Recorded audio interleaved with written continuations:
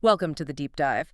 Today, we're really digging into a topic that most people have certainly heard of: schizophrenia. hmm It gets portrayed, pretty dramatically in media, but maybe we don't always grasp the full complexity, the real human impact. Exactly. It's a condition that touches millions, yet it's so often misunderstood, kind of hidden behind these stereotypes.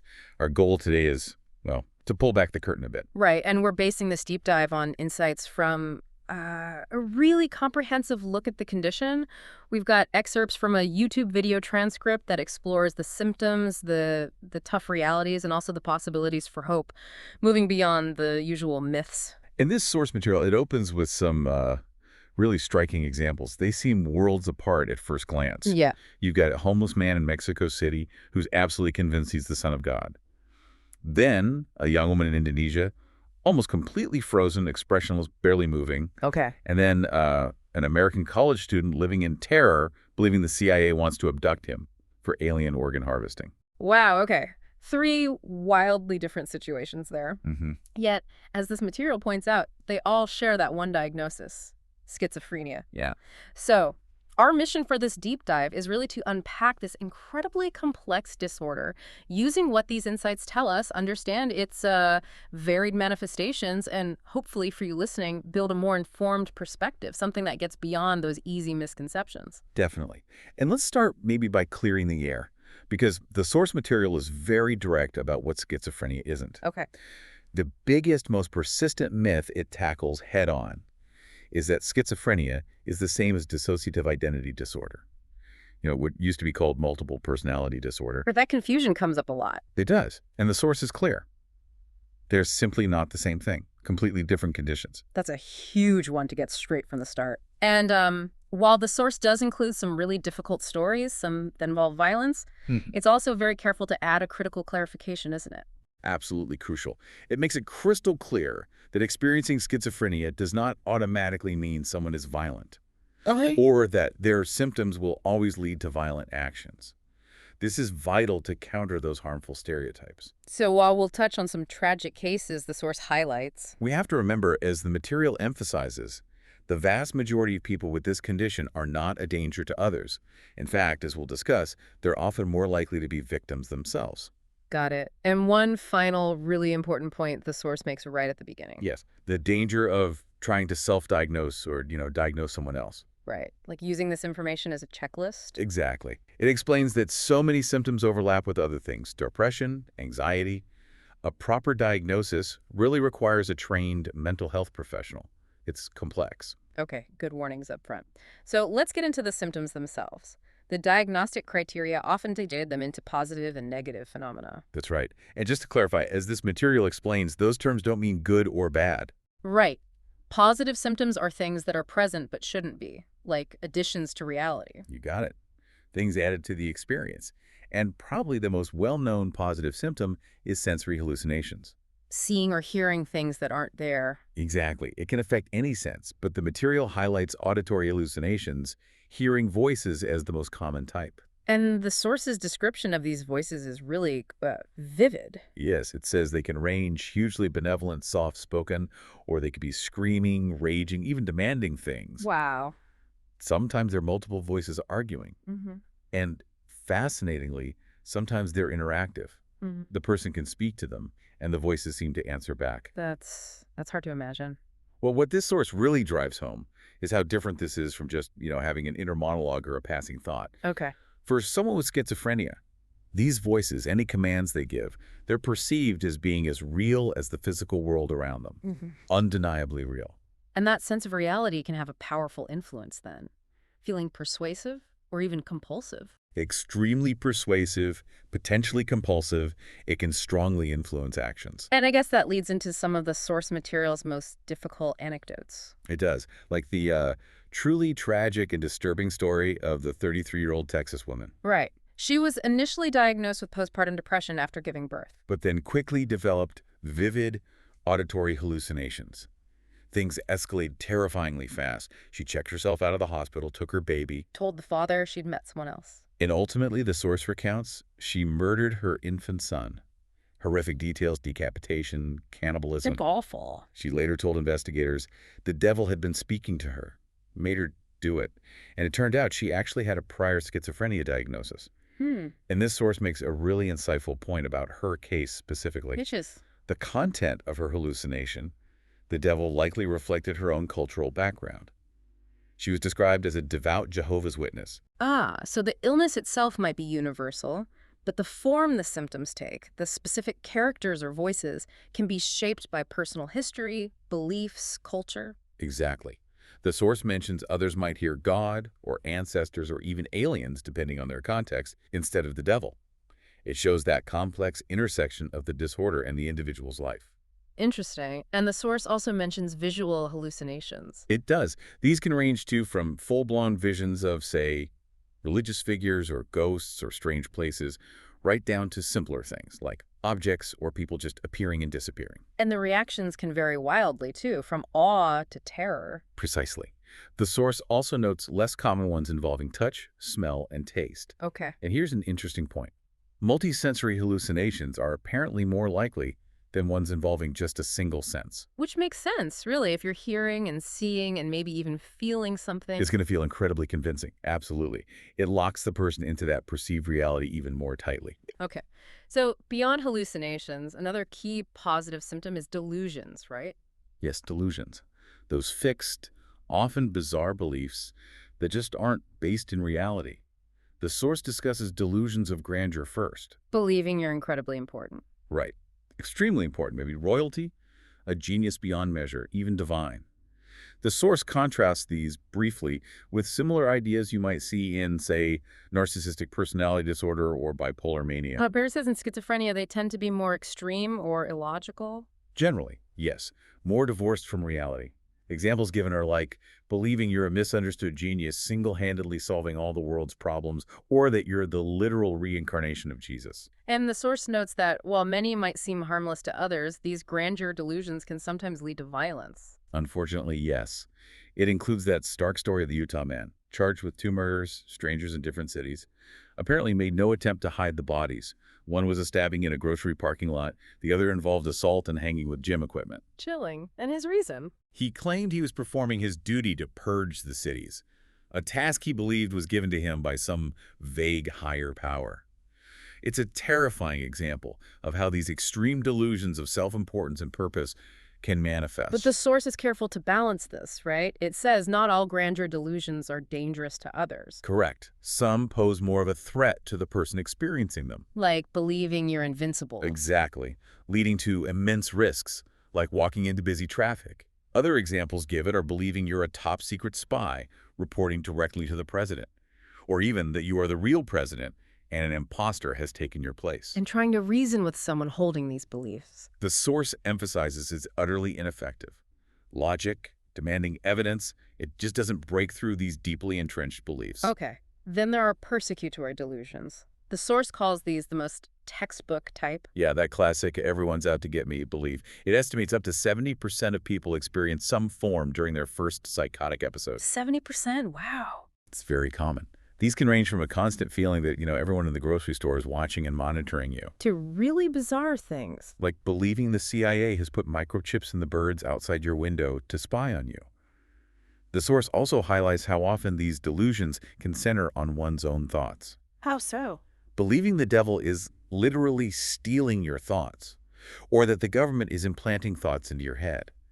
It describes this intense, pervasive suspicion of everyone, even people they used to trust completely, like family or close friends. And this can lead to tragic actions, too, like the story of the UK man. Yes, he escaped his hospital ward, tracked down his father, and assaulted him, punching, kicking, stomping. Because of a delusion. A delusion convinced him his father was planning to attack his mother, even though there was absolutely no history of violence in the family. Tragically, the source notes, the father died some weeks later from the injury sustained in that attack. Devastating. It really underscores how a completely false belief system can drive real-world actions with terrible consequences. Absolutely. The source also points out a kind of practical way these delusions sometimes come to light when someone repeatedly files police reports, seeking protection from a stalker who doesn't actually exist. Yeah. It's based purely on that overwhelming feeling of being watched or followed. Right. And just a terminology note, the source mentions the old diagnosis, paranoid schizophrenia isn't used anymore. Correct. Paranoia is now just categorized as a potential positive symptom within the broader diagnosis of schizophrenia, not a separate subtype. Okay. So summing up, positive symptoms, hallucinations, and delusions, they're definitely the most dramatic, the ones often highlighted in media depictions. And as the source details, they frequently lead to external issues, crises, or getting into trouble for the person experiencing them. Got it. Now let's shift to the negative phenomena. The source explains these as symptoms where things are absent or significantly reduced, things that should be there. Exactly. Behaviors or experiences that are missing or diminished. And this is important. The source notes that negative symptoms often start years before the positive ones become obvious. Okay, so what's a common one? Abolition. It's described as an extreme lack of motivation, a really profound apathy. How does that show up in daily life? Well, the source describes things like missing school or work consistently, losing all interest in basic self-care, showering, hygiene, even bothering to eat regularly. That sounds like it could easily be misinterpreted. Hugely.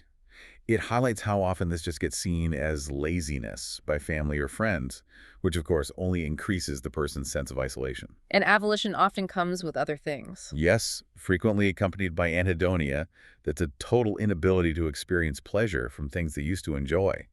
And also alogia, which is a noticeable decline in how much someone speaks or how complex their speech is. Short, empty replies. Now, the source makes a key distinction here, right? Because things like social withdrawal, not taking care of yourself, lack of sex drive, that sounds a lot like depression. It does, and there's overlap. But the source explains the difference often lies in the combination with other negative symptoms, particularly the issues with emotional expression.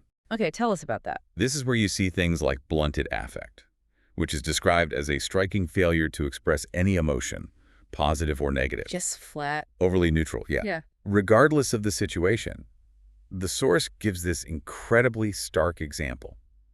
Someone receiving news that a loved one has died and showing absolutely no visible response. Straight face, no tears, voice pitch and volume totally unchanged. Wow. Right. That's different from just being sad or numb in depression. Right. It's a profound lack of any outward emotional display. The source clarifies it's not just a negative mood or a side effect of medication, usually. Okay, and then there's the flip side of that, inappropriate affect. Exactly. So instead of no emotion, they show emotion, but it's the wrong one for the context. Like the example given. The classic one the source gives is paradoxical laughter. Laughing at a funeral, for instance. Why would that happen? Well, the source mentions some patient explanations. One is feeling immense internal tension, trying to figure out which emotion they should be showing. And the laughter is almost like a release valve for that tension. Others simply can't explain why they find something inappropriately amusing. Fascinating and difficult. The source also includes abnormal muscle movements under negative symptoms. Yes, this can range from slight, strange jerking motions or twitches, right up to full catatonia. Catatonia, that's being completely frozen. Essentially, yes. A profound state, like being a statue. The person can be trance-like, barely moving, sometimes for hours on end. They might hold incredibly uncomfortable or even painful-looking positions without shifting. That sounds dangerous. It absolutely can be, especially if the person is left unattended in that state. The source details the risks: permanent muscle damage, lung complications like pneumonia. And even refusal to eat or drink. Yes, they may refuse to swallow food or water, which obviously can become life-threatening in severe, prolonged cases. The source also notes that shorter catatonic states can be quite frequent for some, maybe happening multiple times a week or even multiple times a day. Okay, so negative symptoms are about that reduction or absence of normal function. Maybe less outwardly dramatic than voices or delusions, but clearly devastating for a person's ability to live and engage with the world. Profoundly impactful, yes. So this material also mentions some symptoms that don't fit neatly into those positive-negative boxes, specifically cognitive issues. That's right. These are problems with general neurocognition, basically, how the brain processes information. What kind of problems does the source give as examples? Things like significant difficulty remembering and then repeating back even short strings of words, noticeably slowed reaction time, even trouble understanding simple optical illusions that most people get right away. You can immediately see how those sorts of issues would make things like holding down a job or even just managing everyday tasks incredibly difficult. Absolutely. Severely impacts day-to-day functioning. And among these cognitive issues, the source highlights some really debilitating speech problems. This overlaps a bit with that alogia, the reduction in speech. It does, but it goes deeper than just short responses. It includes things like what's termed word salad. Word salad. Yeah, the source gives that really vivid example. Friend menu glasses ride tree blanket Jupiter. Just a random pile of unrelated words jumbled together into something that isn't a coherent sentence. Makes no sense at all. None. Or another one is clanging. That's where the speech gets kind of stuck in a repetitive rhyming loop or rhythm. The example given is something like, today I woke up and then I went to the store floor more ore. Just stuck on the sound. Exactly. And the source notes that in the most severe cases, speech can deteriorate into completely unintelligible muttering. So we've covered this really wide spectrum of symptoms, from the vivid and sometimes terrifying positive ones to the subtle but devastating negative and cognitive issues. It really makes you wonder, okay, but who does this actually happen to? hmm And the material includes a particularly striking line here. Which It is says, this is perhaps the most terrifying part of schizophrenia. It can happen to anyone. anyone. Wow. Yeah. Though there is a typical onset age range, usually between the late teens and the early 30s. Is there a difference between males and females? Generally, yes. Hmm. It often appears a bit earlier in males, typically early 20s, whereas for females, it's more often late 20s. But it's not rigid. Can it start earlier or later than that? Less common, but yes, it can emerge before adulthood, which presents its own challenges, and it could also have a later onset, sometimes up into someone's 50s. Though the source notes later onset can sometimes be harder to distinguish from age-related cognitive decline. Okay. And does it always come on gradually, or can it be sudden? It varies. The source distinguishes between sudden versus gradual onset. About a quarter of cases, maybe 25%, are described as sudden. What does sudden look like? The source paints this picture, going to bed one night with maybe just normal everyday worries, and then waking up the next day. And there's this persistent, interactive voice inside your head that's arguing with you or screaming at you, and it doesn't go away. That's a terrifying thought. Just overnight change. Absolutely chilling. For the other roughly 75% of cases, the onset is more gradual. It develops slowly, often over years. Starting with which symptoms usually? Typically starting with those negative symptoms, we discuss the apathy, withdrawal, and the cognitive difficulties before the more obvious positive symptoms like hallucinations or delusions eventually appear. And in terms of sheer numbers, how many people are we talking about? How prevalent is it? The source gives estimates for the U.S. population ranging from 0.5% up to a full 1%. 1%. That sounds small, but in population terms. It means potentially 3 million or even more people living with this disorder in the U.S. alone. It's a substantial number of individuals and families affected. A huge number. Which inevitably leads to the question, Yeah. what causes it? You mentioned earlier it's still pretty murky. Very murky, yeah. The source is upfront about that the exact cause isn't fully nailed down. But it does highlight several key factors that are strongly believed to contribute. Like genetics, I imagine that plays a role. A strong role, yes. There's definitely a significant genetic component. Your likelihood increases quite a bit if you have a parent with schizophrenia, around 13% chance. And even higher with a twin. Much higher with an identical twin. The chance is estimated as high as 40%. The source even mentions a fascinating historical case from the 1930s involving quadruplets, all four of whom developed schizophrenia. That's powerful evidence for genetics. But they haven't found, like, a single schizophrenia gene. No. Wow. Despite a lot of research, they haven't identified one specific, consistent gene that's always involved. So what's the current thinking? The leading idea, according to this material, is that it's probably not one single cause. It's more likely a combination, a genetic predisposition, a vulnerability you inherit through your DNA, that then gets activated or kind of turned on by certain life experiences or maybe exposure to particular chemicals or substances. Right. The source specifically points to substances as potential activators. It does. It draws particular attention to cannabis. What does it say about cannabis? It cites studies suggesting that regular cannabis users are about 6 times more likely to develop schizophrenia compared to the average person. 6 times. That's significant. It is. Now, the source is careful to clarify this doesn't mean that, smoking occasionally causes schizophrenia in everyone. Right. But the idea is, if you already have that underlying genetic vulnerability, using substances like cannabis, and it mentions other substances, generally too, might significantly increase the chances of the disorder actually becoming active. It could be a trigger. Okay. And beyond substances, what about environmental factors? The source lists several that have shown strong associations. Things like living in an urban environment, having a history of child abuse, being a recent immigrant, and experiencing poverty. What's the suspected link there? Stress? That seems to be the likely connection, yes. High levels of chronic stress, especially during the critical developmental period of adolescence, seem to be associated with increased risk. Are there specific life events also implicated? Yes, and one that's commonly observed and highlighted in the source is giving birth. Ah, postpartum psychosis can sometimes be linked. It can be. Or it can be the trigger for schizophrenia onset or a major relapse. Hmm. The source recounts in detail that incredibly tragic case of the woman from the early 2000s, Andrea Yates. Right, you mentioned her earlier. Yes, she had a history of teenage depression, but seemed relatively stable through her first few children. But the symptoms dramatically emerged after the birth of her fourth child. What kind of symptoms? The source describes her starting to shake uncontrollably, chewing her fingers raw, attempting suicide. She was hospitalized, diagnosed with postpartum psychosis, and even explicitly warned against having more children. But she did have another. She had a fifth child. She stopped taking her medication, became obsessively religious, started having catatonic states. And then the tragedy happened. Yes. During a single hour when she was left unsupervised, she drowned all 5 of her children in the bathtub. She believed she was saving them from hell. Unimaginable. The source uses this horrifying case to illustrate how those intense positive symptoms and delusions really spiraled after the birth of that fourth child, even though potential negative symptoms like her earlier depression might have been present before. But again, it stresses these are observed correlations, not proof of direct causation in every case. Understood.